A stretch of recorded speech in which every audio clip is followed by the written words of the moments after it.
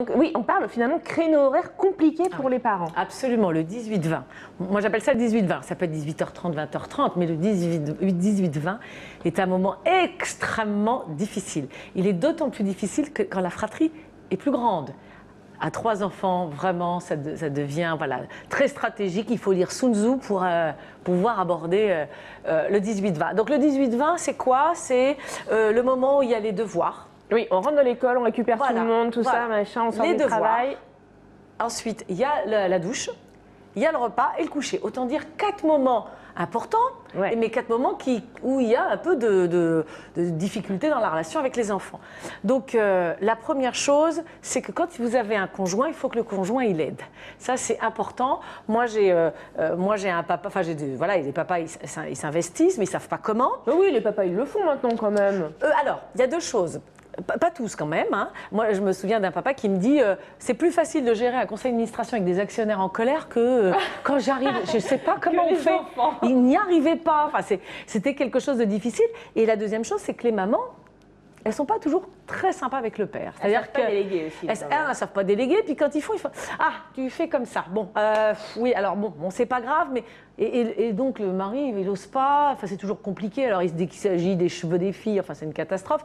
Donc la première chose, se faire aider par son mari et laisser son mari faire, quoi. Il ne va pas faire pareil, il va faire différemment, mais c'est très bien. Ce sera aussi bien. Mais ce sera très bien, laissez vos maris faire, puis comme ça ils vont s'investir d'autant plus, etc., etc. Et on ne perd pas de pouvoir, ça va, tout va bien. Hein.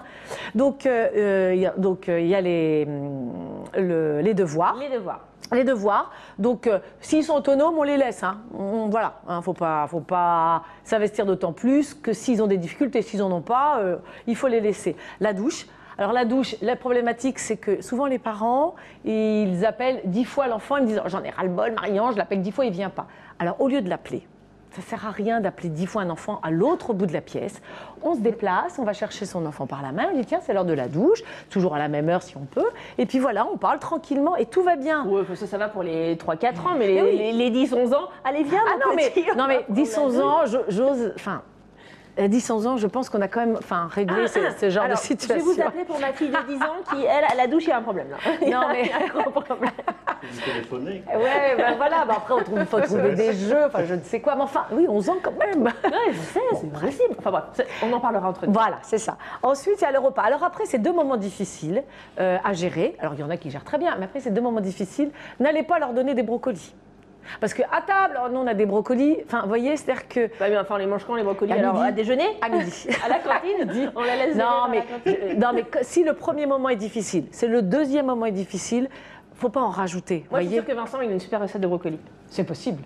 Est-ce que vous faites manger Vous demandez à un restaurateur s'il fait manger ses enfants entre 18 et 20. En 18 Ah et 20, je m'occupe de mes clients. Donc mes enfants... C'est des brocolis. Non, moi j'ai 3 services. Ah mais oui, j'ai 3 enfants, ils ont tous 5 ans et ils s'occupent l'un de l'autre. Et ils sont hyper organisés. Ah bah regardez, mais ça c'est en Belgique, ils sont tellement novateurs. Ah, l'éducation.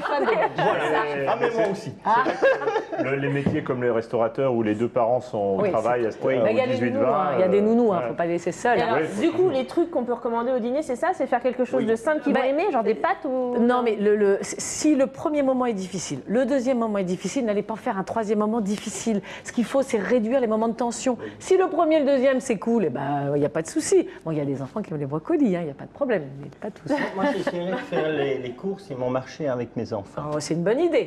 Non, mais ça va justement motiver les enfants à manger et les faire ce qu'ils auront acheté. Tout à fait. Absolument. Tout à fait. Absolument. Et faire éventuellement des plats mijotés la veille qui peuvent être très vite réchauffés le soir. Ouais, mais il est très important quand même de manger des produits de saison. Absolument. Tout à fait. Mais je vais vous embaucher, Et pas des haricots verts toute l'année. Ah, mais oui.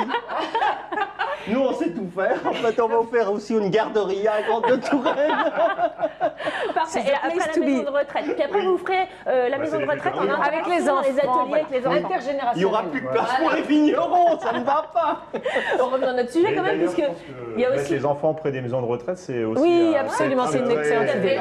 Absolument. On a eu des idées lumineuses dans cette émission, mais il nous reste quand même à gérer le coucher. Et le coucher, alors il y a un rituel qu'il faut faire tout le temps, ça rassure l'enfant.